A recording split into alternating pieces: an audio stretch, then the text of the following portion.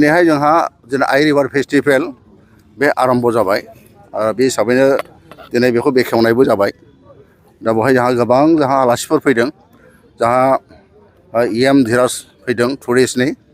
ओमफ्राय जोंहा DC फैदों MCLA फैदों आरो गोबां आलासि फैगासिनो दङ थ' जों मोजां मोनदों जेनेरेलि जोंहा बे जायगायाव एबाराव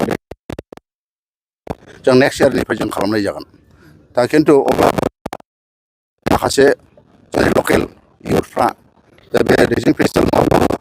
माने जों मोनसे फेस्टिभेल खालामगोन आरो बेखौनो नाम दोननाय जादों माने आइ रिभार फेस्टिभेल जेरै 12 दिननि माने मोनसे प्रग्राम लानानै बे फेस्टिभेलखौ खालामनाय जादों बेवहाय गोबां एक्टिभिटिस दङ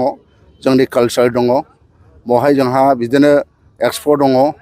स्पर्ट्स दङ लिटारेचारबो दङ माने बायदि बाहाय एजेन्डा बेवहाय जों सोनानै होदों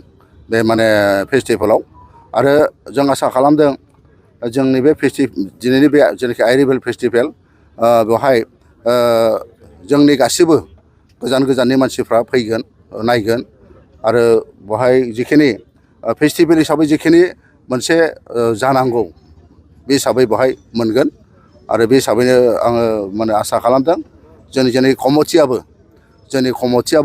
जे बेखौ जाहाथे 12 दिनखौ जाहाथे मोजाङै सालायलांनो हायो जाहाथे बेवहाय जोङो शान्ति सम्प्रति जों बजाय लाखिनो हायो बिभिन्न जाथि गोष्ठी फैगोन नायनो फैगोन बिसोर जाहाथे अबदस्थ जाया फैनानै जाहाथे मोजां मोनो आं बेखौ माने आसा खालामदों आरो आं कमिटिखौ आं खावलायदों सार फेस्टिभेल होनना बुङोब्ला मानसिफोरा जौ जुवानि आड्डा होनानै मिसकनसेप्ट बुंनो नागिरो बे बेलायाव मा फोरमायगोन सार जौ जुवाजों फेस्टिभेल जाया जौ जुवाया एसे बेलेग बुस्थु खिन्थु बेवहाय जोङो बेखौ बेस खालामनानै जौ जुवाखौ बेस खालामनानै फेस्टिभेल खालामनाय जायाखै खारन बोसोरे बे जानुवारि फेब्रुवारि बा डिसेम्बरनिफ्राय लानानै गोबां मानसिफ्रा बिदिनो पिकनिक बानायनानै पिकनिकआव थाङो माने बिदिनो जायगा नागिरो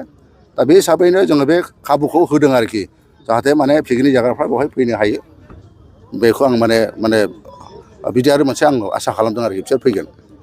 फैगौ बोसोराव माबायदि खालामगोन सार दैजिं फेस्टिभेला जोंहा इन्टारनेसनेल थांखाबायमोन गतिके बे लेभेलखौनो जों खालामगोन